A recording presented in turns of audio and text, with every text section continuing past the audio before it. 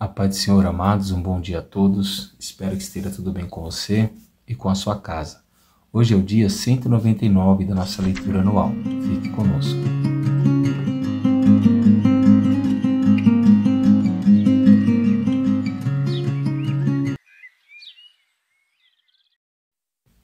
Bom, amados, nós estamos estudando o livro de Eclesiastes, né? E a nossa porção diária de hoje vai do capítulo de número 5 até o capítulo de número 8. Amém? Separe um tempo, se dedique a essa leitura, medite nela, faça anotações. Se você gosta e não encontra problemas, faça marcações na sua Bíblia. Tudo para que Deus possa falar com você no mais íntimo do seu coração. Amém? O nosso texto devocional de hoje vai se encontrar no capítulo 5 e no verso de número 5 também. Amém? Eclesiastes capítulo 5 e o verso 5 vai nos dizer assim: melhor é não fazer voto do que fazer e não cumprir. Amém? Bom, nós vamos ver aí que no capítulo 5, além de falar sobre os cuidados com os votos ou até mesmo com as promessas que nós fazemos com Deus, que é o que nós vamos meditar por último, ele vai falar sobre a vaidade das riquezas, né? Um texto importante, verso 10 do capítulo 5, diz assim: quem ama o dinheiro jamais se fartará de dinheiro, e quem ama a abundância nunca ficará satisfeito com o que ganha. Também isso é vaidade. Salomão está condenando a luta por uma melhor qualidade de vida. Salomão está proibindo alguém de procurar ter uma condição mais elevada, uma condição melhor de vida? Não, ele não está criticando. Ele está criticando alguém que é rico ou que alcançou a riqueza? Também não. O que ele está falando é o amor ao dinheiro. Uma pessoa que ama ao dinheiro, ou seja, que coloca o dinheiro no mesmo patamar da sua família e às vezes até a mais que a sua família, essa pessoa nunca se fartará. E isso é uma vaidade, né? Isso é algo em vão, porque essa pessoa vai viver descontente, porque ela nunca vai estar satisfeita. Então não há problema de ser rico, não há problema de procurar uma melhor condição de vida, mas há problema em amar o dinheiro. Amém? Bom, o capítulo de número 6 continua falando sobre esses cuidados, né? Materiais e financeiros. O capítulo 7 vai falar um pouco sobre a sabedoria e a tolice. E ela vai fazer um paralelo sobre coisas que nós achamos importantes e nos dedicamos a ela e realmente não vale muito a pena, e outras coisas que nós deveríamos dar mais atenção, dar mais o nosso olhar e nós não nos preocupamos muito. Como, por exemplo, a diferença entre o luto e as festas. Todos nós preferimos estar numa casa onde está tendo festa do que numa casa onde está tendo um velório. Mas a Bíblia vai dizer para nós que é melhor você estar na casa do velório do que na casa da festa, pois na casa do velório todos pensam sobre a sua vida e então essas pessoas passam a ter hábitos novos, diferentes, nem que seja por pouco tempo, mas essa pessoa analisa o que ela realmente tem feito da sua vida e quais são as obras que ela tem programado, né? Ele vai dizer também que é melhor a mágoa do que o riso, porque a tristeza, ela melhora a nossa condição de coração. Então, ou seja, uma pessoa que está triste, ela vai trabalhar o seu interior, ela vai meditar sobre aquilo que a deixou abatida e triste.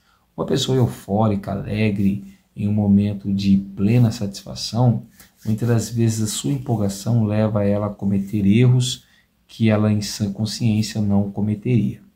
Bom, mais que isso, o capítulo 7 mostra para nós também que uma das tolices que acontece muito com o ser humano é querer compreender coisas que Deus talvez não queira que nós compreendamos, ou pelo menos que nós não venhamos perder o nosso sossego e a nossa calma com isso.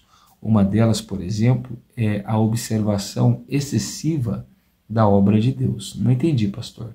Nós queremos questionar coisas que está claro na Bíblia Sagrada e na vida espiritual, como, por exemplo, aquela pessoa que parece que todo o nosso esforço não consegue mudá-la, não consegue transformá-la, Vai dizer assim o verso 13 do capítulo 7.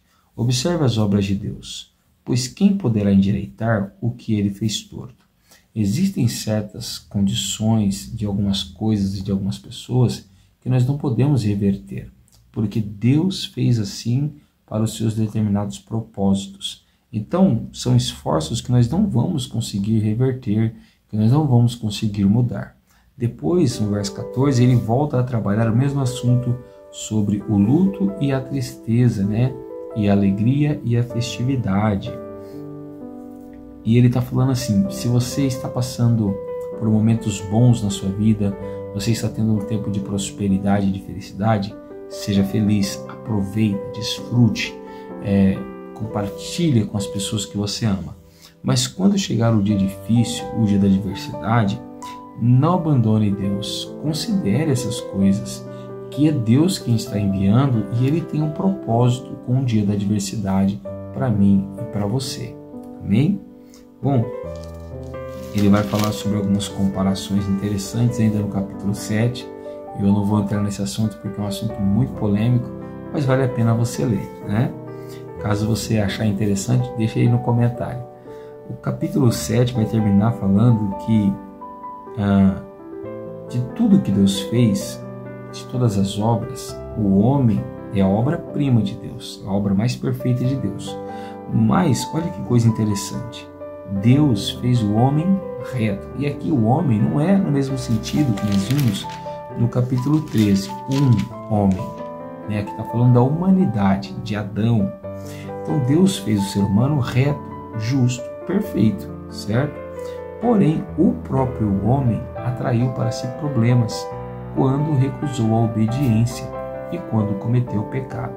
Então, todas as consequências que nós enfrentamos são resultados das nossas próprias escolhas, né? Embora Deus seja soberano, já falamos sobre isso, Ele governa em sua soberania de uma forma tão plena, tão perfeita, que nós temos a possibilidade de tomar decisões e de sermos responsabilizados por essas decisões que nós tomamos, né? Depois, no capítulo 8, nos versos em diante, ele vai falar sobre a importância de se obedecer ao rei, no nosso caso, aos nossos governantes, e depois ele vai falar sobre as desigualdades da vida. E uma dessas desigualdades é sobre os ímpios continuarem a fazer o que é mal. Por que as pessoas praticam o que é errado? Por que as pessoas continuam a fazer o que desagrada a Deus? Porque elas ainda não foram punidas, não tiveram sentença sobre a vida delas como deveria.